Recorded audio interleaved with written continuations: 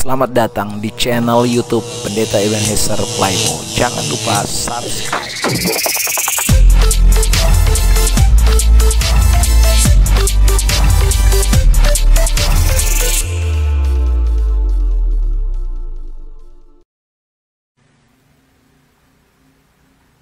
Ya, baik, puji Tuhan, shalom saudara yang terkasih di dalam Tuhan Yesus Kristus. Jumpa lagi dengan saya, Pendeta Ebenezer Playmo. Saudara yang terkasih di dalam Tuhan, pada kesempatan diberkati ini, saya akan berbagi karena ada pertanyaan yang diberikan kepada saya beberapa waktu kemarin, dan pertanyaan ini berkaitan seputaran tentang kematian dan juga kebangkitan Tuhan Yesus. Nah, pertanyaannya adalah, saudara bisa lihat saya tampilkan di slide atau di layar kita, kemana Tuhan Yesus selama 3 hari sebelum kebangkitannya. Atau dia bertanya tentang bagaimana ketika Yesus mati, ya, apakah Yesus langsung ke sorga atau Yesus masih kemana, ya, sehingga selama 3 hari Yesus itu baru kemudian dibangkitkan. Nah, saudara yang terkasih di dalam Tuhan, untuk menjawab pertanyaan ini maka saya akan memberikan data-data atau pandangan-pandangan, jawaban berdasarkan apa yang tentunya dapat dipertanggungjawabkan. Karena kalau kita berbicara tentang kemana Tuhan Yesus selama 3 hari sebelum kebangkitannya itu, maka ada 2 pandangan mengenai peristiwa itu. Ya, saudara, ada 2 pandangan mengenai peristiwa itu. Pandangan yang pertama itu menyatakan bahwa Yesus sebelum bangkit, Yesus itu berada di Hades, atau di bagian daripada suatu bagian yang namanya Firdaus, yang merupakan tempat perhentian sementara untuk orang mati. Jadi saudara, kalau berbicara tentang Hades, menurut pendapat daripada sekelompok orang itu yang mengatakan bahwa Yesus pergi ke Firdaus dan bukan pergi ke sorga, bagi mereka Hades itu semacam satu tempat, atau boleh dikatakan intermediate state, ya, suatu tempat perhentian sementara yang mana terbagi menjadi 2 tempat atau 2 bagian, yaitu satu disebut dengan Firdaus, itu bagi orang-orang yang mati di dalam Tuhan atau bagi orang-orang yang percaya. Lalu kemudian ada tempat yang kedua yang namanya adalah Hades itu sendiri, yang disebut dengan alam maut, ya. Mereka menafsirkan bahwa alam maut itu adalah tempat perhentian sementara dari orang-orang yang tidak percaya kepada Kristus, atau orang-orang yang nantinya akan dihukum atau yang nantinya akan masuk neraka, ya saudara. Itu adalah pandangan yang menyatakan bahwa Yesus itu sebelum bangkit berada di Firdaus, di tempat perhentian sementara itu. Nah, saudara yang terkasih di dalam Tuhan, untuk lebih jelas tentang pandangan ini, mereka menggunakan beberapa ayat-ayat Alkitab yang saya bisa tunjukkan kepada kita. Misalnya Lukas pasal 23 ayat 43. Kata Yesus kepadanya, "Aku berkata kepadamu, sesungguhnya hari ini juga engkau akan ada bersama-sama dengan aku di Firdaus." Nah, kata Firdaus ini sekali lagi menurut mereka ini bukan sorga. Ya, menurut pandangan ini Firdaus itu adalah salah satu tempat bagian daripada tempat perhentian sementara, dan Yesus berada di situ. Lalu di dalam 1 Petrus pasal 3 juga ayat yang ke-18 dan 19, "Sebab juga Kristus telah mati sekali untuk segala dosa kita, Ia yang benar untuk orang-orang yang tidak benar, supaya Ia membawa kita kepada Allah, Ia yang telah dibunuh dalam keadaannya sebagai manusia, tetapi yang telah dibangkitkan menurut roh. Dan jika di dalam roh itu juga Ia pergi memberitakan Injil kepada roh-roh yang di dalam penjara." Jadi saudaraku, menurut mereka bahwa Yesus karena ada di tempat perhentian sementara itu atau Firdaus, maka Yesus pergi ke bagian lain dari Hades yang tadi saya sebut adalah alam maut itu sendiri. Untuk apa mereka untuk apa Yesus ke sana? Oh, katanya Yesus pergi untuk memberitakan Injil kepada roh-roh orang yang ada di dalam penjara, orang-orang yang belum mendengarkan berita tentang Injil Kristus itu, sehingga Yesus kemudian pergi ke sana untuk memberitakan Injil kepada mereka. Nah, ini adalah alasan atau tafsiran atau pandangan yang mereka pakai untuk membenarkan tentang pandangan mereka yang mengatakan bahwa Yesus itu selama 3 hari bukan ada di sorga, tetapi ada di Hades atau di Firdaus itu sendiri. Nah, saudara yang terkasih di dalam Tuhan, selain itu ada ayat lagi yang juga mengatakan tentang pandangan mereka itu. Misalnya 1 Petrus pasal 4 ayat 6. Ini hampir sejajar dengan 1 Petrus pasal 3. Itulah sebabnya maka Injil telah diberitakan juga kepada orang-orang mati, supaya mereka sama seperti semua manusia, dihakimi secara badani, tetapi oleh roh dapat hidup menurut kehendak Allah. Saudara yang terkasih, kembali dikatakan di situ, ya, maka Injil telah diberitakan juga kepada orang-orang mati. Siapakah yang memberitakan Injil itu? Oh, mereka tafsirkan tadi sesuai dengan 1 Petrus 3 bahwa Yesus yang telah turun ke sana waktu Yesus mati dan dikuburkan 3 hari sebelum kebangkitannya itu. Lalu saudara, Efesus juga pasal 4 ayat 9 sampai dengan ayat yang ke-10, juga ayat ini dipakai menjadi alasan pandangan itu, yaitu bukankah ia telah naik berarti bahwa ia juga telah turun ke bagian bumi yang paling bawah. Ia yang telah turun, ia juga yang telah naik jauh lebih tinggi daripada semua langit untuk memenuhkan segala sesuatu. Ia telah turun ke bagian bumi. Ini berarti Yesus turun ke alam maut atau Yesus pergi ke Hades. Ya saudaraku, menurut pandangan yang mengatakan bahwa Yesus tidak langsung ke sorga pada waktu Yesus mati atau pada saat Yesus dikuburkan selama 3 hari. Nah, ini adalah sekali lagi pandangan yang pertama yang mungkin dipercayai atau dianut oleh sekelompok orang Kristen tertentu.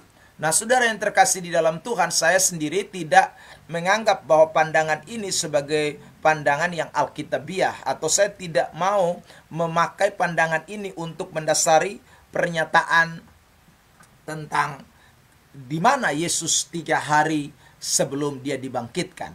Namun yang saya pegang atau yang saya yakini sebagai bagian daripada ajaran yang tepat yang kita bisa jadikan satu pemahaman di dalam kekristenan kita tentang keberadaan Yesus selama 3 hari sebelum kebangkitannya itu adalah yang kedua ini yang saya mau kita semua perhatikan, saudara yang terkasih dalam Tuhan. Pandangan yang kedua, ya, pandangan yang menyatakan bahwa Yesus rohnya ke sorga dan tubuhnya di dalam kubur. Jadi Yesus rohnya sudah terangkat ke sorga dan tubuhnya yang masih ada di dalam kubur. Nah, pandangan ini lebih tepat saya katakan dan lebih alkitabiah.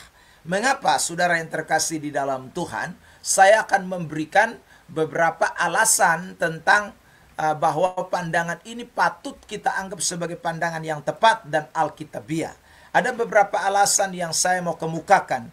Alasan yang pertama, bahwa pernyataan Yesus sendiri bahwa rohnya ke sorga. Ini saudara yang terkasih di dalam Tuhan. Yesus sendiri mengatakan bahwa rohnya, atau pada saat dia mati, pada saat dia di atas kayu salib, dia berkata sekali lagi, rohnya atau nyawanya itu kembali ke sorga atau kembali kepada Bapa. Perhatikan ayat dalam Lukas 23 ayat yang 46 ini ya. Lalu Yesus berseru dengan suara nyaring, "Ya Bapa, ke dalam tangan-Mu kuserahkan nyawaku." Dan sesudah berkata demikian, ia menyerahkan nyawanya. Nyawa atau roh, ya saudaraku, pneuma dalam bahasa Yunaninya. Jadi di situ dikatakan, "Ya Bapakku." Kata Bapa di sana ditulis dengan B besar, yang tidak lain itu adalah menunjuk kepada pribadi Allah sendiri. Jadi saudara, kalau kita bicara soal pribadi Allah sendiri, maka Allah Bapa itu tentu kediamannya atau tempatnya adalah di sorga.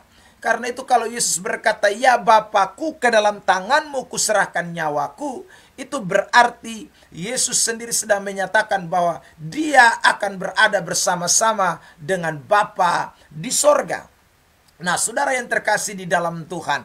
Nah, waktu yang tepat atau waktu yang bersamaan itu juga, kemudian Yesus memberikan pernyataan ya tentang bagaimana dia akan ada bersama-sama dengan si penjahat yang bertobat itu di dalam ayat 43 ya, ayat yang sebelumnya. Kata Yesus kepadanya, aku berkata kepadamu, sesungguhnya hari ini juga engkau akan ada bersama-sama dengan aku di dalam Firdaus. Hari ini juga Yesus katakan. Jadi saudaraku, ayat ini menunjukkan kepada kita kata Firdaus itu tepat sekali diartikan sorga. Kenapa tepat sekali diartikan sorga? Karena di ayat yang 46 dalam konteks Lukas pasal 23, Yesus kemudian berkata, ya Bapakku, ke dalam tanganmu kuserahkan nyawaku. Jikalau Firdaus itu bukan sorga, lalu saudaraku adalah Hades, itu berarti Bapa ada di Hades atau Bapa ada di Firdaus. Saudara yang terkasih di dalam Tuhan. Dan itu sesuatu yang tidak tepat.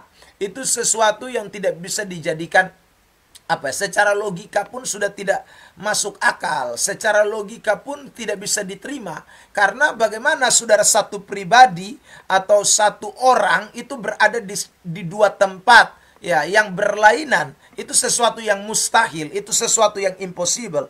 Jadi kalau Yesus berkata di ayat 43, dia dengan si penjahat yang bertobat itu ada bersama di Firdaus, itu berarti ayat yang ke-46 otomatis menjelaskan tentang Firdaus itu. Dan tidak mungkin saudaraku, kata nyawaku kuserahkan ke dalam tangan Bapakku, itu bicara tentang tempat yang disebut dengan intermediate state atau tempat perhentian sementara. Karena fakta di dalam Alkitab membuktikan kepada kita bahwa bicara tentang kediaman Bapa, berbicara tentang kediaman Allah, itu tentu bicara tentang sorga dan bukan tempat yang disebut sebagai Firdaus, yang dalam artian adalah tempat perhentian sementara atau intermediate state itu. Nah, saudara yang terkasih di dalam Tuhan Yesus Kristus. Yang kedua, kenapa pandangan ini lebih tepat dan alkitabiah? Selain pernyataan Yesus sendiri bahwa dia bersama dengan orang itu ada di Firdaus, dan Firdaus itu tidak lain bicara sorga, sesuai dengan Lukas pasal 23 ayat 46 yang tadi saya sudah tunjukkan. Yang kedua, Alkitab membuktikan bahwa tidak ada intermediate state bagi orang yang sudah meninggal. Ya, saudara dengar baik-baik. Sebab kalau ada intermediate state, maka ini memberikan celah kepada pemahaman purgatori atau api penyucian. Sehingga saudara yang terkasih di dalam Tuhan, kelompok gereja tertentu mengatakan bahwa orang yang sudah meninggal, kalau dia punya perbuatan baik itu kurang mencukupi, maka dia ada di tempat yang namanya purgatori, supaya nanti lewat doa-doa yang dinyanyikan oleh orang-orang yang masih hidup, lalu kemudian ya saudara santo-santo akan menolong sehingga orang yang ada di purgatori itu disucikan dan satu kelak nanti dia bisa masuk ke dalam kerajaan Allah. Nah, saudara yang terkasih dalam Tuhan, intermediate state itu tidak alkitabiah. Jadi tidak ada ayat yang eksplisit di dalam Alkitab yang mengatakan tentang dibenarkannya pandangan tentang intermediate state itu. Saudara yang terkasih di dalam Tuhan. Nah, karena itu kekristenan seharusnya tidak lagi melihat Firdaus itu sebagai intermediate state atau saudaraku alam maut. Tetapi hanya ada dua tempat ketika orang sudah meninggal, yaitu sorga kepada mereka yang percaya kepada Kristus dan neraka bagi mereka yang tidak percaya kepada Kristus. Tidak ada tempat yang namanya Hades, tidak ada tempat yang namanya Firdaus, tidak ada tempat yang namanya purgatori, saudara yang terkasih di dalam Tuhan. Kalau toh Alkitab berbicara tentang Hades, Alkitab berbicara tentang Firdaus, itu adalah kata-kata yang sinonim dengan sorga. Firdaus itu sinonim dengan sorga, dan Hades itu sinonim dengan neraka. saudara yang terkasih di dalam Tuhan. Jadi tidak ada perbedaan di sana.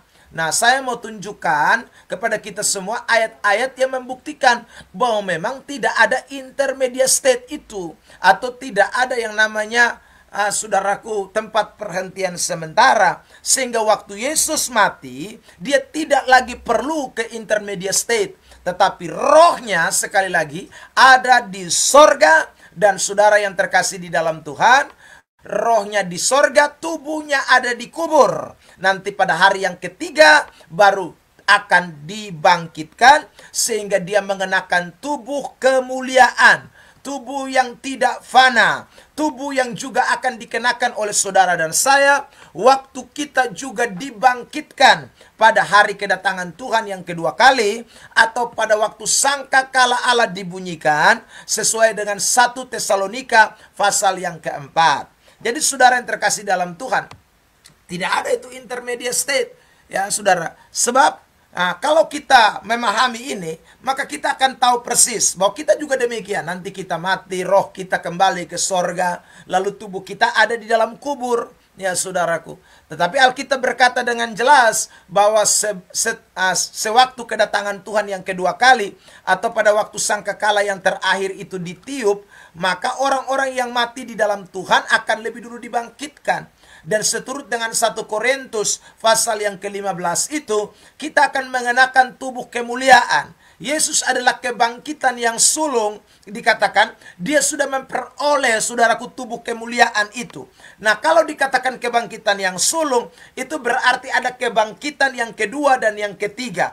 Itu otomatis saudaraku. Dan kita semua akan ada di situ dalam posisi kebangkitan yang berikutnya setelah Kristus. Artinya, kalau Kristus menjadi patron, Kristus itu kemudian memperoleh tubuh kemuliaan, maka demikian juga saudara dan saya, kita tidak lagi mengenakan tubuh yang fana ini, karena Alkitab berkata dengan jelas bahwa darah dan daging tidak dapat mewarisi kerajaan Allah. Karena itu tubuh kita semua ini akan kembali menjadi debu, saudaraku. Sebagaimana kita diciptakan dari debu, maka tubuh kita yang fana ini juga akan kembali kepada debu tanah. Tetapi saudara, waktu Kristus datang, kita akan diberikan tubuh yang baru. Jadi saudara, kita masuk sorga itu nanti, bukan hanya saja roh kita, tetapi juga kita akan dengan tubuh kemuliaan kita. Nah, saudara yang terkasih dalam Tuhan, itu adalah pandangan yang tepat tentang bagaimana kita melihat tentang akhir daripada kematian atau akhir dari suatu kehidupan kita. Nah, saudara yang terkasih dalam Tuhan, lihat ini ayat-ayat yang membuktikan bahwa tidak ada intermediate state. Ya, 2 Korintus 5 ayat 8. Tetapi hati kami tabah dan terlebih suka kami beralih dari tubuh ini, dikatakan, untuk menetap pada Tuhan. Garis bawah kata menetap pada Tuhan. Ya, saudaraku, beralih dari tubuh ini artinya tubuh kita ini akan binasa, tubuh kita ini akan dikubur, tetapi roh kita, saudaraku, ya, akan menetap pada Tuhan. Bukan sekali lagi masih di Firdaus yang dikatakan oleh kelompok yang pertama tadi. Filipi 1 ayat 23, aku didesak dari dua pihak. Aku ingin pergi dan diam bersama-sama dengan Kristus. Itu memang jauh lebih baik. Berdiam bersama-sama dengan Kristus. Kristusnya di mana? Ya di sorga. Kristusnya ya di Firdaus, itu yang disebut paradis atau paradiso, yang artinya adalah tempat kesukaan, dan itu tidak lain adalah sorga. Sebentar kita akan lihat sinonim kalimat itu dengan kata sorga. Tapi saya tunjukkan dulu bahwa memang tidak ada intermediate state. Jadi kalau Kristus itu mati dan dia langsung kepada Bapa rohnya, maka demikian juga kita yang nanti juga akan mati, kita juga akan langsung kepada Kristus itu atau kepada Bapa yang ada di sorga itu. Nah, saudara yang terkasih di dalam Tuhan Yesus Kristus, lihat lagi ayat berikut ini. Ya, Filipi 1 ayat 23 tadi, ya benar. Aku didesak dari dua pihak. Ya. Jadi jelas itu. Dia mau mati atau dia mau hidup. Tapi kalau Tuhan kasih kesempatan, kan dia bilang, ya saya hidup di dunia ini untuk bekerja. Nah, yang ketiga, Alkitab juga membuktikan bahwa Firdaus itu sinonim dengan sorga. Ya, jadi kalau saudara lihat ada kata Firdaus, ada kata sorga, itu saudaraku sebenarnya satu kata, satu tempat yang sama, hanya memakai dua kata yang berbeda. saudara yang terkasih. Kenapa? Karena kata Firdaus itu yang disebut dengan paradiso itu sendiri memiliki arti yaitu tempat kesukaan. Nah, saudaraku, tempat kesukaan itu di mana? Ya tidak lain adalah sorga, saudaraku. Tapi ini saya mau membuktikan secara eksplisit bahwa Firdaus itu adalah sorga. Lihat 2 Korintus pasal 12 ayat 2 sampai ayat 4. Aku tahu tentang seorang Kristen 14 tahun yang lampau, entah di dalam tubuh aku tidak tahu, entah di luar tubuh aku tidak tahu. Allah yang mengetahuinya. Orang itu tiba-tiba diangkat ke tingkat yang ketiga dari sorga. Garis bawah itu kalimat ya. Sorga, ingat itu. Aku juga tahu tentang orang itu, entah di dalam tubuh, entah di luar tubuh, aku tidak tahu. Allah yang mengetahuinya. Ia tiba-tiba diangkat ke Firdaus. Nah, lihat itu. Tadi di atas dikatakan diangkat ke tingkat 3 dari sorga. Lalu yang ayat berikutnya, di ayat 4, diangkat ke Firdaus. Apakah dua tempat ini berbeda? Satu ke sorga, satu ke Firdaus? Tidak, tentunya saudara yang terkasih di dalam Tuhan. Ketiga dari sorga itu yang disebut dengan Firdaus yang dijelaskan di ayat 4. Atau di ayat 4 yang namanya Firdaus itu, itulah yang dimaksud dengan ketiga dari sorga itu. Tingkat ketiga dari sorga itu.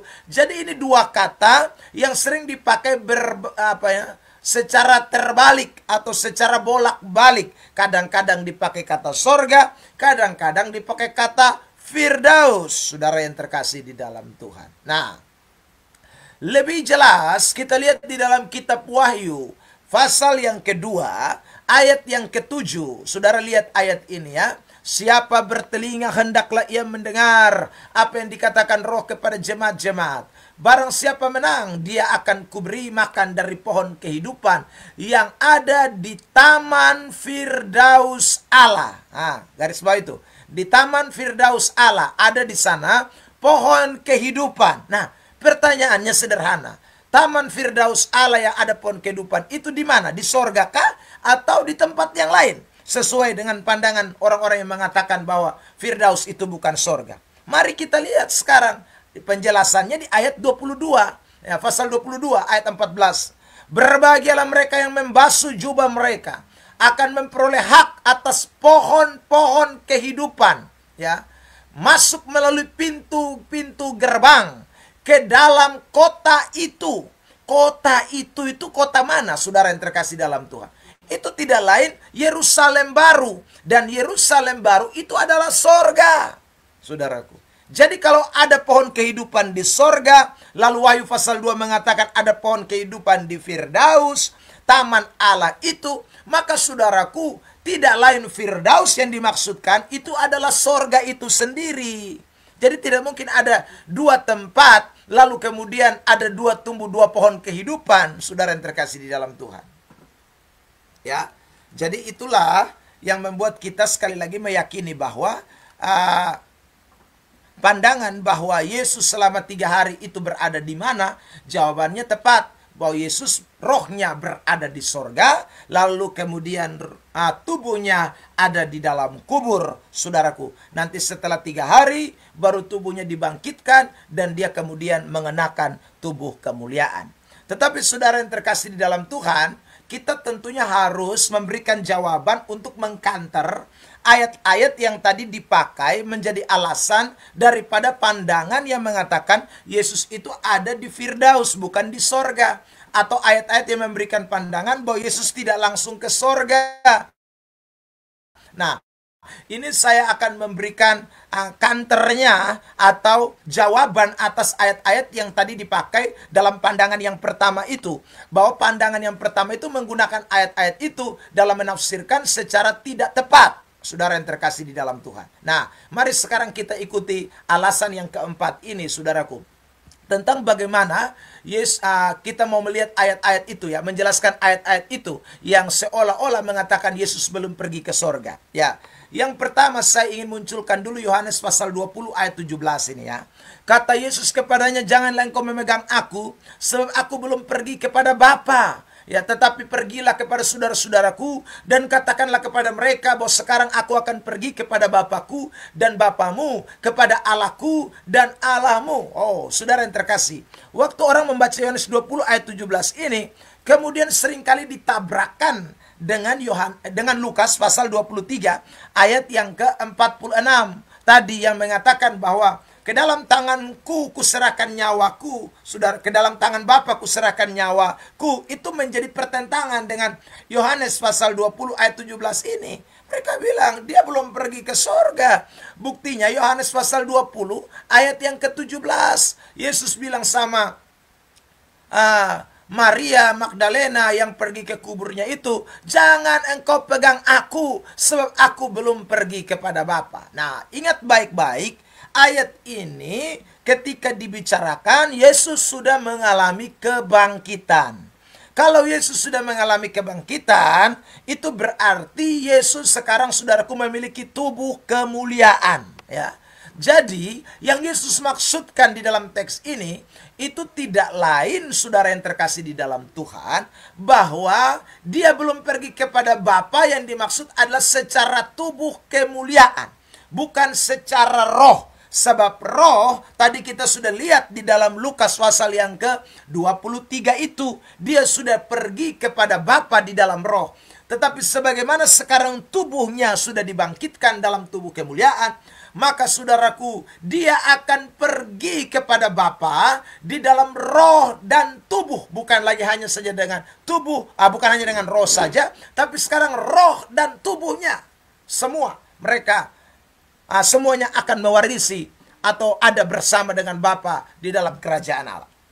Nah, saya bacakan dulu Kisah Para Rasul pasal 1 ayat yang ke-9 sampai dengan ayat yang ke-11 itu. Sesudah ia mengatakan demikian, terangkatlah ia disaksikan oleh mereka, dan awan menutupinya dari pandangan mereka. Ketika mereka sedang menatap ke langit waktu ia naik itu, tiba-tiba berdirilah dua orang yang berpakaian putih dekat mereka, dan berkata kepada mereka, hai orang-orang Galilea, mengapakah kamu berdiri melihat ke langit? Langit Yesus ini yang terangkat ke sorga, meninggalkan kamu, akan datang kembali, ya saudaraku, dengan cara yang sama seperti kamu melihat dia naik ke sorga. Jadi saudaraku, dalam teks ini kita menemukan bahwa Yesus terangkat ke sorga ini dalam bentuk tubuh kemuliaan. Jadi kita tidak bisa membuat suatu kontradiksi antara Lukas pasal yang ke-23 dengan ayat 46 itu dengan Yohanes pasal 20 ayat yang ke-17 tadi. Ya, saudara yang terkasih dalam Tuhan, ayat ini harus ditafsirkan sesuai dengan konteksnya. Bahwa pada konteks Lukas pasal yang ke-23 itu, Yesus sedang berbicara tentang kematian, lalu kemudian rohnya pergi ke sorga.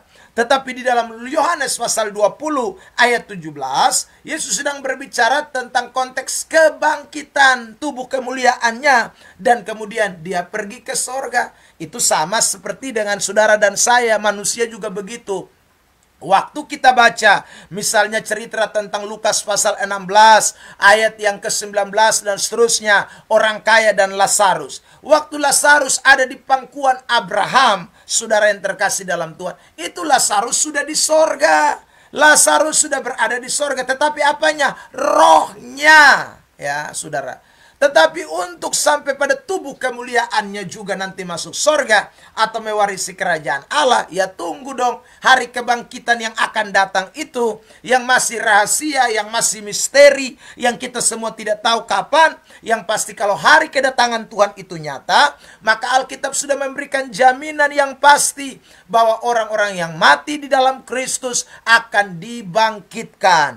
Nah, kalau kita dibangkitkan, maka kita akan memiliki tubuh kemuliaan, sehingga kita tidak lagi ada dalam kerajaan Allah hanya dengan roh kita atau jiwa kita, tetapi juga dengan tubuh kemuliaan yang Tuhan karuniakan kepada kita. Nah, itu saudara yang terkasih dalam Tuhan, penjelasan yang kita mesti lihat dari konteks ayat dari Yohanes pasal 20 itu, ayat yang ke-17. Jadi tidak boleh dipakai ayat itu untuk membenarkan bahwa Yesus tidak pergi ke sorga. Itu akan bertentangan dan kontradiksi dengan apa yang tadi saya sudah jelaskan dalam Lukas 23.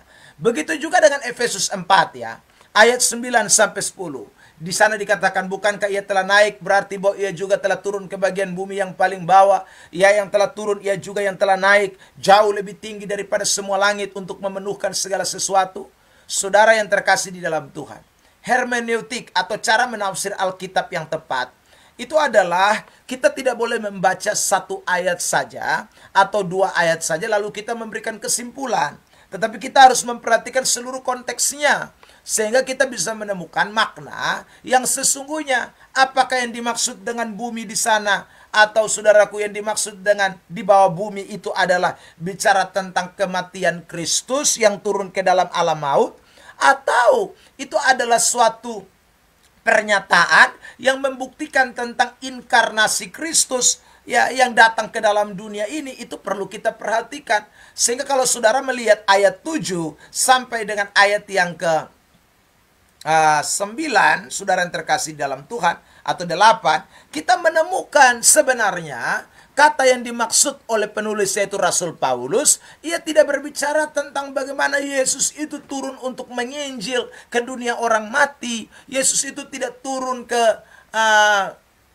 bawah bumi dalam pengertian, saudaraku, dia pergi ke Hades ya, atau tempat yang disebut alam maut itu, atau tempat yang menjadi tempat orang-orang yang di luar Kristus dipenjarakan, atau orang-orang di luar Kristus itu dihukum ya. Tetapi Yesus itu sedang menyatakan, Paulus itu sedang menyatakan tentang inkarnasi Yesus Kristus yang telah meninggalkan sorga, yang jadi manusia, saudara yang terkasih dalam Tuhan, bahkan taat sampai mati, bahkan sampai mati di atas kayu salib, lalu kemudian dikuburkan. Itu saudara yang terkasih dalam Tuhan ya. Saya berikan ayat misalnya Filipi pasal 2 ayat 6 sampai ayat yang ke-8 tentang pernyataan bagaimana Allah itu telah Yesus itu dalam rupa Allah. Dia tidak menganggap kesetaraannya dengan Allah. Lalu dia sudah mengosongkan dirinya. Dia mengambil rupa sebagai seorang hamba dan menjadi taat dan taat sampai mati di atas kayu salib. Nah, itu sekali lagi menunjukkan kepada kita kalimat ia yang turun itu lebih tepat diartikan inkarnasi Tuhan Yesus Kristus. Jadi bukan bicara soal bagaimana membenarkan tentang intermediate state atau penginjilan kepada orang-orang mati, saudara yang terkasih dalam Tuhan. Ya. 1 Petrus 3 ayat yang juga dipakai untuk membenarkan itu, seperti yang tadi kita sudah baca di awal, ayat 19 dan ayat 20. Saya tidak membacakan ulang, tapi saya hanya ingin menjelaskan secara konteks. Mari kita lihat. Ya saudara, kalimat ia pergi memberitakan Injil tidak boleh diartikan sebagai bentuk sesuatu yang sedang terjadi, melainkan sesuatu yang sudah terjadi. Jadi saudara, kita tahu bahwa Yesus itu adalah Allah ya. Karena Yesus itu adalah Allah, maka dia sudah bekerja dari awal hingga akhir. Maksudnya Yesus sudah ada di dalam kekekalan. Yesus juga sudah ada di perjanjian lama. Yesus bukan baru ada di perjanjian baru. Secara perwujudan atau secara inkarnasi dia menjadi manusia baru nyata di perjanjian baru. Tetapi sejak perjanjian lama, bahkan tadi saya katakan sebelum perjanjian lama, Yesus sudah ada. Karena kita tidak boleh lupa dia adalah Allah. Nah karena itu konteks yang kita bisa lihat dari 1 Petrus pasal 3 ini sedang membicarakan sesuatu yang terjadi pada masa yang lampau. Roh-roh mereka yang dahulu, kata Alkitab, pada waktu Nuh tidak taat kepada Allah. Jadi saudara yang terkasih di dalam Tuhan, penginjilan tidak dilakukan lagi kepada orang mati. Sebab kalau penginjilan dilakukan kepada orang mati, maka saudara ada kesempatan dong untuk orang bertobat setelah mati baru mengalami pertobatan. Atau setelah mati baru percaya Kristus. Setelah mati masih ada kesempatan untuk bisa beralih kepada Kristus. Itu sesuatu yang impossible. Dan itu tidak alkitabiah. Itu sesuatu yang bertentangan dengan banyak ayat di dalam firman Tuhan. Karena kesempatan untuk bertobat itu hanya ada pada waktu kita masih hidup saja. Maka tidak perlu lagi Yesus turun ke dunia orang mati. Untuk apa? Untuk memberitakan Injil. Itu sesuatu yang tentunya sia-sia karena akan bertentangan dengan banyak ayat di dalam Alkitab. Jadi saudara yang terkasih di dalam Tuhan Yesus Kristus, karena itu tidaklah mungkin Yesus pergi memberitakan Injil lagi kepada orang-orang yang dahulu pada waktu zaman Nuh tidak taat kepada Allah ya. Itu sesuatu yang tidak relevan atau sesuatu yang tidak kontekstual sesuai dengan ajaran Alkitab. Nah, sekarang yang terakhir, yang kelima, saya mau memberikan beberapa pandangan dari penafsir-penafsir dan tokoh-tokoh Alkitab ya, yang memberikan pandangan mereka. Mayoritas penafsir meyakini Yesus tidak turun ke Hades ya. Mayoritas penafsir meyakini Yesus, saudaraku, langsung rohnya ke sorga dan tubuhnya itu memang ada di dalam kubur selama 3 hari. Nah, saudara yang terkasih di dalam Tuhan, untuk membuktikan itu saya akan mengutip beberapa penafsir yang mengatakan hal itu. Ya, yang pertama yaitu pandangan Agustinus ya. Saudaraku, bapak gereja kita ini sekitar tahun 354 sampai dengan tahun 430 Masehi. Dia berkata begini, Kristus berada dalam diri Nuh ya, dan melalui roh nubuat ia memberitakan kepada orang-orang pada waktu itu, meskipun sekarang mereka adalah roh-roh yang dipenjarakan. Ya, saudara, Kristus berada dalam diri Nuh dikatakan. Lalu John Calvin tahun 1509, saudaraku, sampai 1564. Dia mengatakan Kristus melalui Roh Kudus berkarya dalam diri Nuh yang menyerukan pertobatan. Orang-orang yang sekarang adalah roh-roh dalam penjara adalah mereka yang tidak percaya dan binasa pada waktu air bah. Nah, jadi saudara, ini adalah alasan-alasan yang kita bisa jadikan argumentasi atau data-data untuk sekali lagi menjelaskan bahwa pandangan yang tepat, orang yang mati, saudaraku, Yesus yang mati selama 3 hari di dalam kubur, itu jelas rohnya ke sorga dan tubuhnya ada di dalam neraka. Tubuhnya ada di dalam kubur, saudara yang dikasih oleh Tuhan, maksud saya, tubuhnya ada dalam kubur sampai nanti hari kebangkitan. Setelah kebangkitan, dia memiliki tubuh kemuliaan, tubuh yang, saudaraku, tidak seperti tubuh fana, karena tubuh kemuliaan itulah yang akan mewarisi kerajaan Allah, seperti juga tubuh saudara dan saya, yang nanti sekali lagi akan juga hilang lenyap, sekali lagi akan tiada di dalam kubur, tetapi Tuhan akan memberikan kepada kita tubuh kemuliaan. Jadi saudara, apa yang kita lihat dari kebangkitan Kristus ini merupakan interpretasi atau perwujudan dari apa yang kelak juga akan terjadi buat gerejanya orang-orang Kristen. Kiranya jawaban yang saya berikan ini dapat menolong saudara memahami tentang keberadaan Yesus selama 3 hari ketika dia ada di dalam kubur. Tuhan Yesus memberkati kita.